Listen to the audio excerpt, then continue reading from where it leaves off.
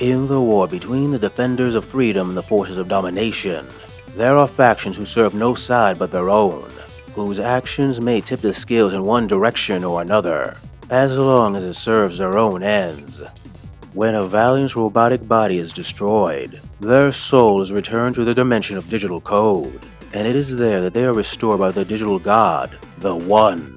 Although they may have suffered emotional damage and pain, the One, in its mercy, defragments their souls to repair errors that may alter their very being.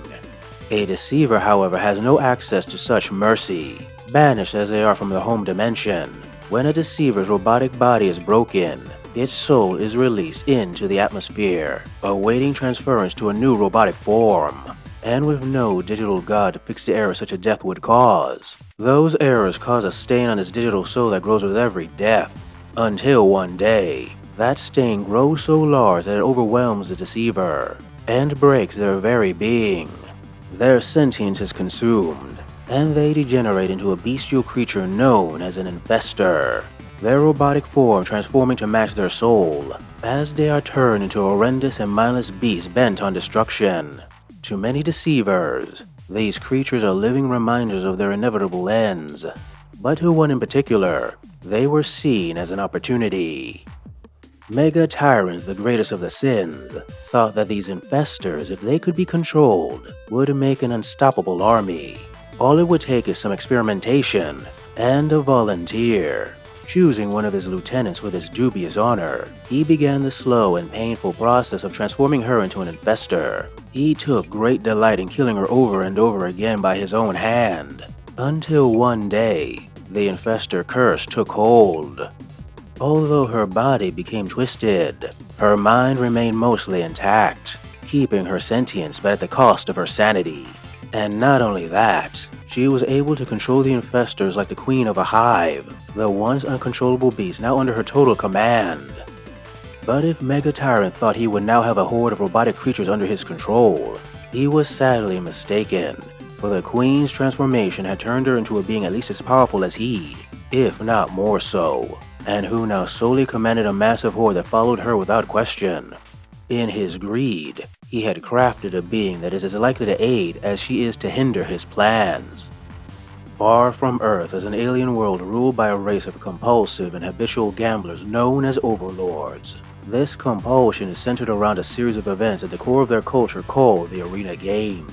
Games where the Overlords gather powerful species from across the galaxy and force them to fight each other, training them and, to make them even deadlier and more entertaining, mutating them as well. For on their world, there is a naturally occurring green ooze that is capable of transforming all life, an ooze the Overlords had mastered the use of in the transformation of creatures into deadlier forms. Many a young and ambitious Overlord travels the galaxy, searching for new creatures to enter the arena and gain fame and glory. And it was one of these Overlords, Overlord Gorg, who discovered the planet Earth. Through experimentation, he quickly discovered that the aquatic creatures of Earth's oceans provide the most stable and deadly mutations. Giddy at the results of his experimentations, he chose to create his primary biological lab in the lands of the Red Star Nations, the brutal tundras of that harsh nation ideal for testing his horrible creations. A lab that might have gone unnoticed if Overlord Gorg hadn't arrogantly chosen to place his lab right in the middle of the Red Star Nation's capital city. If Gorg thought that the people of the Red Star Nations would simply fall or beg for mercy, he did not know the people of that nation. Although already known as a stoic and humorless people, the recent skirmishes with the baronial terrorist states had made them as cold and hard as the tundras of their lands. And when Overlord Gorg attacked, they fought back with a tenacity that surprised even him. Despite this tenacity, the superior technology of Gorg proved too great of an obstacle to overcome, and it seemed that the Red Star Nation would inevitably know defeat. However, fate had other plans. A Red Star Nation Special Forces team was able to sneak into Overlord Gorg's laboratory and escape with a sample of his store of green ooze. The scientists of the Red Star Nation, after some experimentation, quickly discovered that the green ooze made the melding of man and machine possible.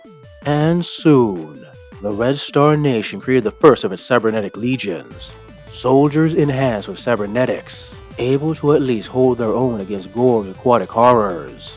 But it was only when the scientists thought to combine resurrected dinosaurs with cybernetic enhancements that the tide truly began to turn. The Dinoborg soon became the nation's spear against alien aggression.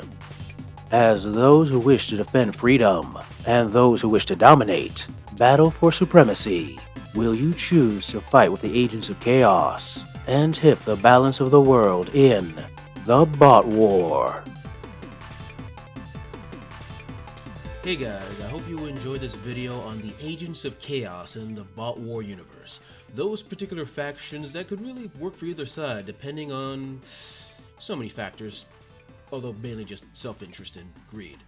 If you liked the video, please like, subscribe, and comment so that the YouTube gods know I exist and, my face can go out there and more people can click the button that says like, subscribe, and you know the drill. If you really like it and you're inclined, please send a little money my way to my Patreon or my Coffee account. The extra money gives me a chance to work on these stories I love. Anyway, thanks for watching and see you next time.